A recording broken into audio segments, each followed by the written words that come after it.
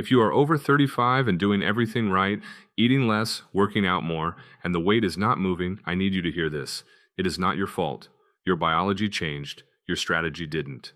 The first shift happens in perimenopause. And for a lot of women that starts in the mid-30s, not the late 40s. As estrogen and progesterone begin to fluctuate and decline, your body changes where it stores fat. It moves from your hips and thighs, where it was relatively inert, into your abdomen.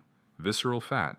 And visceral fat is not just cosmetic, it is metabolically active. It drives insulin resistance, it raises cortisol, and it creates a cycle that caloric restriction alone cannot touch.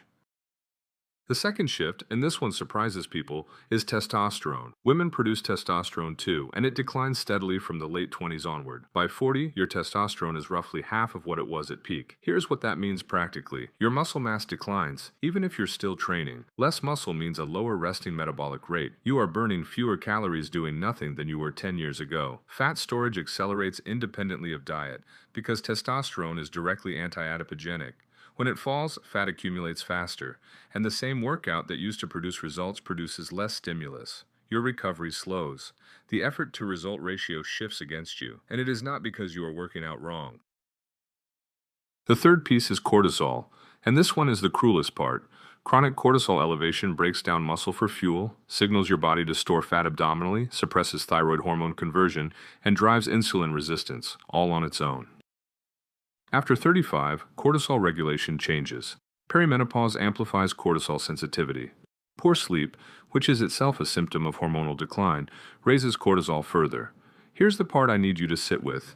Eating less and exercising more, especially high-intensity training without adequate recovery, raises cortisol further.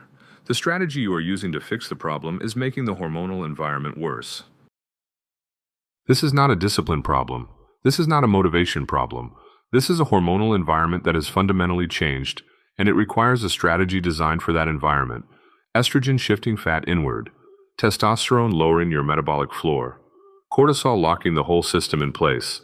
These three things working together explain what happened after 35, and they have solutions, but the solution is not the same one that worked at 28. If you want to find out what your hormonal and metabolic picture actually looks like, we do a free eligibility check. We review your labs, look at your insulin, your HOMA-IR, your inflammation markers, and we tell you exactly what we're working with. Text us. The number is in the description. No waiting room, no referral needed.